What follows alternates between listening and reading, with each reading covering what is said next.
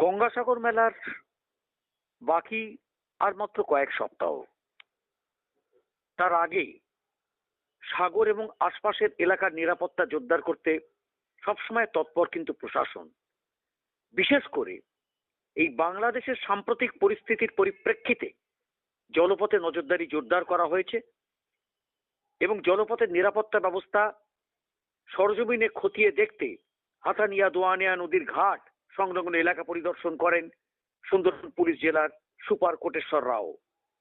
সঙ্গে ছিলেন সাগরের এসডিপিও সুমনকান্তি ঘোষ, নামখানা থানার ওসি বিভাস সরকার সহ জেলার একাধিক পুলিশ আধিকারিকরা এবং নামখানা স্টেশনও তারা পরিদর্শন করেন।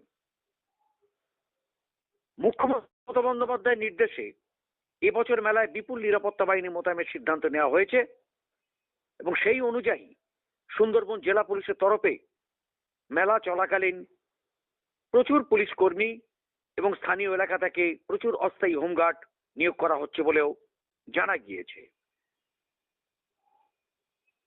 পুলিশ সূত্রে আরো জানা গেছে, মেলা চলাকালীন উপকূলরক্ষী বাহিনীর ছোট জাহাজ, হোভারক্রাফট টহল চলবে। গঙ্গাসাগরের আকাশপথে হেলিকপ্টার, এয়ারক্রাফট, ড্রোনের সাহায্যে নজরদারিও রাখা হবে। ইতিমধ্যে সুন্দরবনের প্রতিটি গুরুত্বপূর্ণ ঘাটে জোরদার নাকা চেকিংও শুরু হয়ে গেছে। শনিবার দুপুরে নামখানার হাতানিয়া দোয়ানিয়া নদীতে দাঁড়িয়ে বাংলাদেশি বার্জগুলো তল্লাশি চালিয়েছে নামখানা থানার পুলিশ। পাশাপাশি নদীতে থাকা মৎস্যজীবী ট্রলারগুলিকে নিয়মিত তল্লাশি চলছে। তো যাই হোক, গঙ্গাসাগর মেলাকে কেন্দ্র করে যে নিরাপত্তার যে কোনো রকম ফাঁক হবে না, এ ব্যাপারে একেবারেই নিশ্চিত। নদীপথ, স্থলপথ, আকাশপথ তিন দিকেই রীতিমতো নজরদারি চালাচ্ছে প্রশাসন এবং পুণ্যার্থীদের নিরাপত্তাই সবচেয়ে অগ্রাধিকার, এটি বলা হয়েছে। সম্ভবত মেলার প্রস্তুতি পরিদর্শন করতে গঙ্গাসাগরে আসছেন মুখ্যমন্ত্রী বলে জানা গেছে সংবাদে প্রকাশ। প্রতিবারের মতো তিনি এবারে সাগর মেলার প্রস্তুতি খতিয়ে দেখতে আসছেন। সম্ভবত 5ই জানুয়ারি আসছে বলেই সংবাদে প্রকাশ। মেলা সুষ্ঠুভাবে পরিচালনার যাবতীয় নির্দেশ তিনি আগেই দিয়ে দিয়েছেন এবং কাজের অগ্রগতি খতিয়ে দেখতে নিজেই আসছেন, এটা জানা গিয়েছে। ড্রেজিং এর কাজও শেষ পর্যায়ে এবং এই কাজের পর মুড়িগঙ্গা নদীতে ভেসেল চলাচলের চ্যানেল অর্থাৎ রুটে পলি জমছে কিনা তা পরীক্ষা করে দেখছেন সেচ দপ্তরের আধিকারিকরা। ভাটার সময় দক্ষিণ 24 পরগনা জেলা শাসক মাননীয় অরবিন্দ কুমার মিনা এলসিটিতে নদী পারাপার করে ড্রেজিং এর বর্তমান পরিস্থিতিও খতিয়ে দেখেন।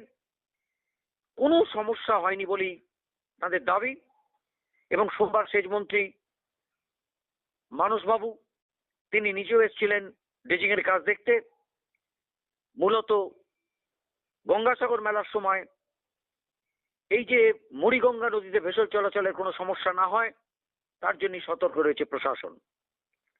সেচমন্ত্রী মাননীয় মানস ভূঁইয়া লট আডম্বরে তিনি পৌঁছন এবং এরপর তিনি লঞ্চে মুড়িগঙ্গা নদীর ড্রেজিং এর কাজ দেখেন এবং সঙ্গে সেচ দপ্তরের আধিকারিকরাও ছিলেন এবং সম্পূর্ণ ম্যাপের মাধ্যমে ভেসেল চলাচলের রুট তারা মন্ত্রীকে দেখান। এছাড়াও ভাটার সময় মুড়িগঙ্গা নদীতে গাড়ি পারাপারের এলসিটি চলাচল করবে কিনা সে বিষয়ে দীর্ঘ আলোচনা হয়। মোটামুটি রীতিমতো জেগে উঠেছে গঙ্গাসাগর।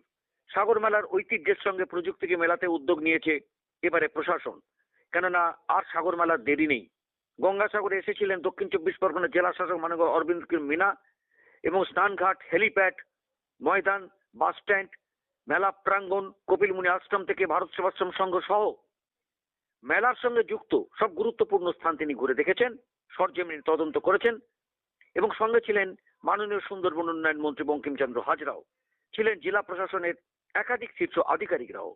পরিদর্শনের পাশাপাশি বিভিন্ন জায়গায় ভিড় নিয়ন্ত্রণ, যাতায়াত ব্যবস্থা, নিরাপত্তা ও পরিষেবা সংক্রান্ত বিষয় নিয়ে বিস্তারিত আলোচনা হয়েছে এবং প্রশাসনের দাবি এবারের মেলায় প্রধান আকর্ষণ হতে চলেছে আধুনিক ড্রোন শো। কপিলমুনি মন্দির সংলগ্ন আকাশে 400 থেকে 500 ড্রোনের মাধ্যমে প্রায় 5 মিনিট ধরে তুলে ধরা হবে সাগর রাজার কাহিনী। এই সাগর রাজার কাহিনীর সঙ্গে সঙ্গে থাকবে কপিলমুনির প্রতিষ্ঠা গঙ্গা দেবীর মর্তে আগমনের পৌরাণিক উপাখ্যান। এটা নতুন ব্যাপার। প্রতিবারই মেলার সময় এই গঙ্গাসাগর মেলাতে একটা নতুন করে কোনো চিন্তা ভাবনার উপস্থাপনা করে প্রশাসন, এবারেও তার ব্যতিক্রম হয়নি। আলো এবং শব্দ প্রযুক্তির মেলবন্ধনে এই ড্রোন শো মেলাকে আরো নতুন মাত্রা দেবে বলে সবাই মনে করছেন। ভিড়ের চাপ সামাল দেওয়ার জন্য নির্দিষ্ট বিরতিতে শো পুনরাবৃত্তির পরিকল্পনাও রয়েছে। যাই হোক, সব ব্যাপারই সেজে উঠেছে।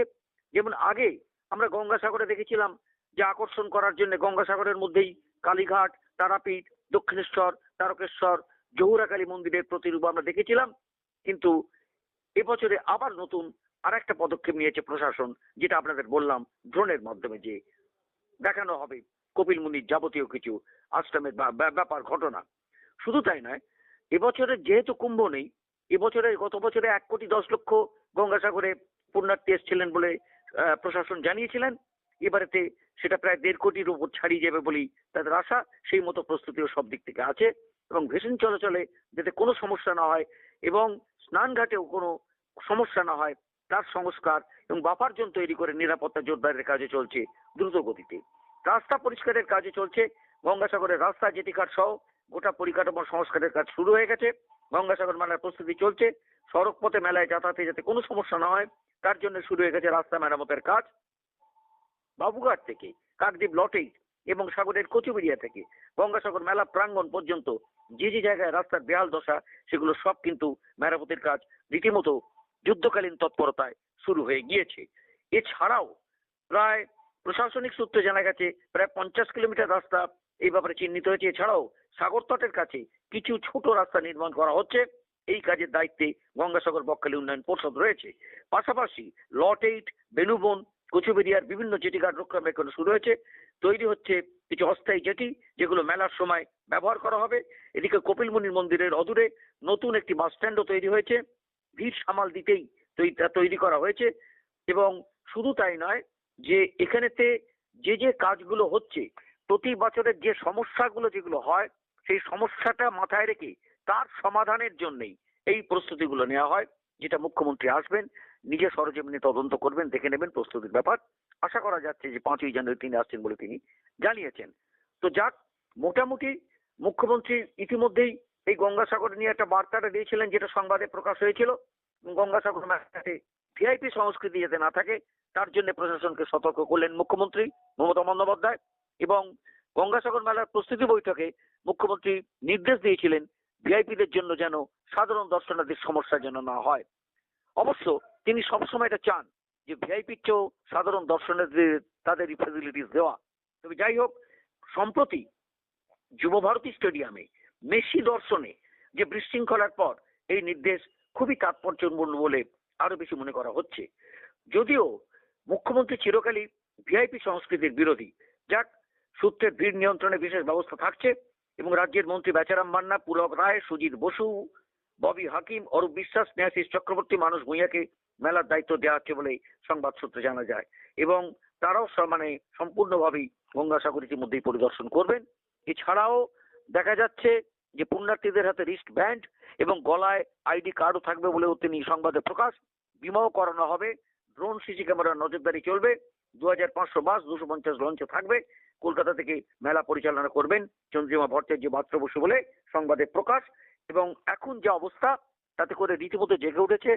ইতিমধ্যেই ঠান্ডার কনকনানি, প্রচন্ড ঠান্ডা, তার মধ্যে তীব্র কুয়াশা সকাল থেকে। এর মধ্যেও কিন্তু নিত্যযাত্রী যারা আসেন সেই মতোই গঙ্গাসাগরে আসছেন কপিল মুনিকে পুজো দেওয়ার জন্য এবং গঙ্গা স্নান আগে ভাগে সেরে দেওয়ার জন্য। তার প্রস্তুতি সারা বছরই চলে। কিন্তু মকর সংক্রান্তির যে স্নান, অর্থাৎ 14ই জানুয়ারি থেকে আর 15ই জানুয়ারি পর্যন্ত, অর্থাৎ পৌষ মাসের শেষ দিন এবং মাঘ মাসের প্রথম দিনের যতক্ষণ এই পঞ্জিকা মতে নিয়ম থাকবে, সেই নিয়ম অনুযায়ী স্নান, সেই স্নানটাই দর্শনীয় স্নান। পুণ্য লাভের আশায়, মোক্ষ লাভের আশায় পুণ্যার্থীর ভিড় আর জমবে। এবারে ভিড় জমতে শুরু করবে অনেক আগে থেকেই। সরকারিভাবে মেলা আগে আরম্ভ হলেও মকর সংক্রান্তির স্নানে যে কত পুণ্যার্থী এখানেতে স্নান করেন, সেই পরিসংখ্যানটা বিশেষ প্রয়োজন আছে। তার কারণ এবছরেতে প্রচুর ভিড় হবে এবং মকর সংক্রান্তির স্নানের ভিড়টাই সবচেয়ে লক্ষণীয় বিষয় বলে মনে হয়। ওই 14 এবং 15 তারিখে স্নান, সেটা সবচেয়ে বড় মুখ্য ব্যাপার। তার কারণ সারা বছরই স্নান হয়। সারা বছরের স্নানটা সেটা মকর সংক্রান্তির স্নান হতে পারে না বলেই বিশেষজ্ঞরা মনে করেন। সুতরাং মকর সংক্রান্তির স্নানটা যেটা হবে, সেই সময় যোগে সেই স্নানটাই মুখ্য স্নান এবং সেটা কত হবে সেটি দেখার দরকার আছে। আমরা অপেক্ষা করব। আর মাত্র কয়েকটা দিন এসে গেল সেই দিন, অর্থাৎ 14ই জানুয়ারি 15ই জানুয়ারি, আর কয়েকটা দিন। ইতিমধ্যেই বড়দিনের একটা আভাস, উৎসব মুখর এখন সম্পূর্ণ রাজ্য। সম্পূর্ণভাবেই বড়দিনের আভাস, আমেজ আরম্ভ হয়ে গেছে। এবং এই আমেজটা শেষ হবে সেই সাগর মেলার শেষেতে। সেই সাগর মেলা যখন শেষ হয়ে যাবে তখন দেখা যাবে যে আবার দেখা যাচ্ছে সেই মাঘ পূর্ণিমা হবে। এবং মাঘ যখন মাঘ মাস পড়বে, সেই পয়লা মাঘ, সেই মাঘটাই হচ্ছে দেখা যাচ্ছে যে আবার নতুন মাস তৈরি হচ্ছে। ইতিমধ্যেই যে হারে ঠান্ডা কাঁপানি ধরিয়ে দিয়েছে, যে পৌষ মাস জানিয়ে দিচ্ছে অনেক বছর বাদে। এবং এই ঠান্ডাটা এতদিন ধরে লঙ্গার এই ওয়েস্ট বেঙ্গলের বুকেতে, অর্থাৎ কিনা এই দক্ষিণ 24 পরগনার বুকে, ওয়েস্ট বেঙ্গল বলাটা ভুল হবে, কেন ওয়েস্ট বেঙ্গলের উত্তরবঙ্গ রয়েছে, এই দক্ষিণ 24 পরগনার বুকে এতদিন এইভাবে ঠান্ডাটা অনেক বছরই এখানকার মানুষও তারা দেখেনি, তারা উপভোগ করছেন। প্রচুর ঠান্ডা তার রয়েছে এবং এই ঠান্ডাটা আরো কমবে বলে আবহাওয়া দপ্তর জানাচ্ছে। সুতরাং আমরা 25শে ডিসেম্বর থেকে ঠান্ডাটা আরো কমে যাবে, আরো মানে একটা আমেজি ঠান্ডাটা পাবে। মানুষের ভিড় দুদিক থেকে হচ্ছে, একদিকে পর্যটন, সাগরে যাচ্ছে, সুন্দরবনে যাচ্ছে, সারা সুন্দরবন এখন পর্যটনের পিক সিজন, সেটাও যেমনি যাচ্ছে, সাগর ও সুন্দরবনের মধ্যেই পড়ছে। সুতরাং সেখানেও দেখা যাচ্ছে যে সেখানে তীর্থযাত্রা, শুধু পর্যটন, দুটো একসঙ্গেই তারা করতে যাচ্ছেন। সুতরাং এই জায়গাটার একটা আলাদা গুরুত্ব রয়েছে। এবং এখন গঙ্গাসাগর আর সব তীর্থ বারবার গঙ্গাসাগর একবার নেই। এখন সব তীর্থ যদি একবার হয়, গঙ্গাসাগর বারবার হয়ে গেছে। এত চলাচলের সুযোগ সুবিধা হয়ে গেছে, একেবারে সম্পূর্ণ রুট বাঁধা রয়েছে, সোজা গিয়ে পৌঁছে যাবেন আপনারা গঙ্গাসাগরে। সুতরাং গঙ্গাসাগরের যে এই সময়কার যে অবস্থাটা, বিশেষ করে সাগর মেলার সময় যা আকর্ষণ, সে আকর্ষণ চোখে না দেখলে ভোলা যায় না। অদ্ভুত ব্যাপার। তাই তো প্রতি বছর লক্ষ লক্ষ মানুষ আসেন কিসের টানে? ওই মকর সংক্রান্তির স্নানের টানে, মোক্ষ লাভের আশায়।